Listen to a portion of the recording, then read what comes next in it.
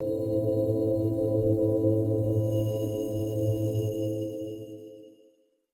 know that split second when you see a flash of color, or hear a sudden noise, or feel something brush against your skin? That moment before you've even had a chance to think about it, to label it, to have an opinion on it? Well, that bare, automatic process is exactly what we're diving into today. We're going to explore the 18 types of consciousness that are the absolute bedrock of our experience, what you could call the mind's involuntary reflexes. So here's our roadmap for this explainer. First, we'll nail down what these automatic reflexes actually are. Then, we're going to figure out what it really means for a consciousness to be rootless. After that, we'll break down the three families they belong to, see what kinds of specialized jobs they do, and finally, we'll get into the paradox of why they're seen as both weak and, at the same time, absolutely essential. All right, let's jump right into our first section, the mind's automatic reflexes. This is our introduction to the 18 Ahetuka Cittas. Okay, let's start with a number, 18. According to the Abhidhamma, which is like this incredibly detailed map of the mind, there are exactly 18 types of consciousness that just run on autopilot. They kick in without any of our deeper intentions or biases. Think of it like the basic operating system running in the background of your mind. And there's a specific name for them, of course, Ahetuka Citta, and that translates to rootless consciousness. The whole idea here is that they're rootless because they are not connected to 6 very specific mental factors that really drive our actions. We'll get to those in a sec. For now, the best analogy is to think of them as the mind's involuntary responses, just like a knee-jerk reflex, but it's all happening inside your head. So that, of course, leads to the next big question. To really get what rootless means, we have to understand what the roots are in the first place, right? So let's dig into that. Okay, so the mind has 6 of these. You could call them power sources or conditioning roots. On one side, you have the 3 unwholesome roots that really stain the mind: greed, hatred, and delusion. And then on the other side, you've got their perfect opposites, the 3 wholesome roots that purify the mind: non-greed, non-hatred, and non-delusion. These 6 are the real heavy hitters, the deep drivers behind our intentional, karmically charged thoughts and actions. So, just to be super clear, when we say a consciousness is rootless, it means it is completely free of all 6 of those powerful drivers. It doesn't mean it appears out of nowhere. It still has causes and conditions, but it's totally missing those morally weighted roots that define our more deliberate states of mind. So now that we know what makes them rootless, how in the world are these 18 different types organized? Well, it turns out they're divided up pretty neatly into 3 distinct families, which makes them a whole lot easier to get our heads around.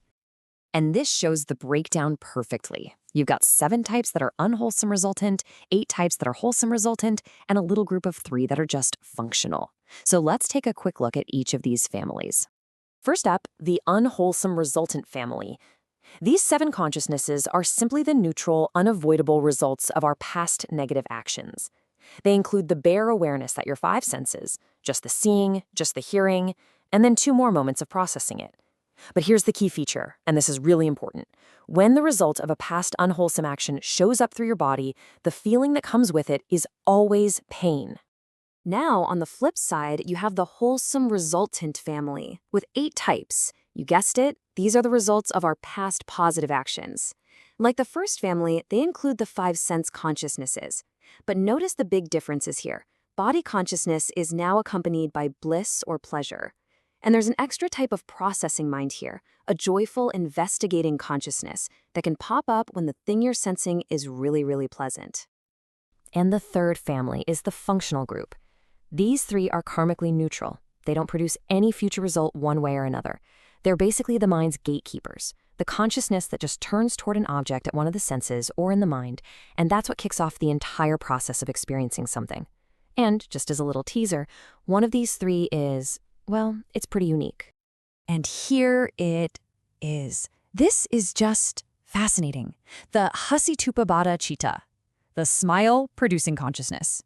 It's a rootless, functional mind state whose only job is to create a slight, knowing smile. And here's the incredible part. It only arises in fully enlightened beings, Buddhas and Arahants. It's the mind of pure, unattached amusement. How cool is that? Okay, so we've sorted them into families. We know what they are. Now let's switch gears and look at what they actually do. We're going to explore their specific functions, or jobs, inside the stream of consciousness. This table lays it all out. You can see that a lot of these rootless minds are total specialists. They have one job and one job only. The 10 sense consciousness is they just see, hear, taste, and that's it. But look further down the table. Some are more versatile.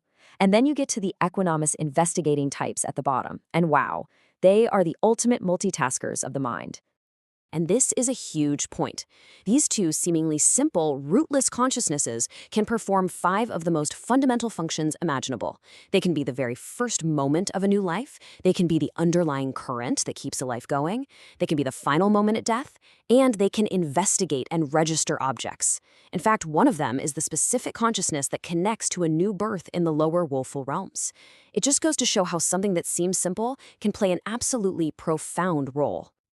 Okay, which leads us to our final section, where we have to tackle a bit of a paradox. We've just seen how essential these consciousnesses are. They're running fundamental tasks every single moment. So why on earth are they always described as being weak? Well, the reason is pretty technical. Weak here doesn't mean unimportant. It means they are missing specific empowering mental factors. For example, the desire to act, chanda. It's just not there in any of the 18. Effort, or virya, is missing from almost all of them. Even the mental factor of decision is absent from the raw sense experiences. They just happen. They don't have the horsepower or the driving force of our more intentional thoughts. And this quote really brings everything we've talked about full circle. The best way to think about them is as the mind's own nervous system. They carry out these immediate and voluntary responses, performing absolutely essential tasks. But the crucial thing to remember is that they do it all without the deep roots of intention, wisdom, or attachment that drive the main drama of our mental lives. So I'll leave you with this question to chew on. If so much of our daily, moment-to-moment experience, the bare seeing, the hearing, the initial processing, is all run by these automatic, rootless reflexes, where in that incredibly rapid-fire process do we even have a chance to step in? Where does true mindfulness actually begin?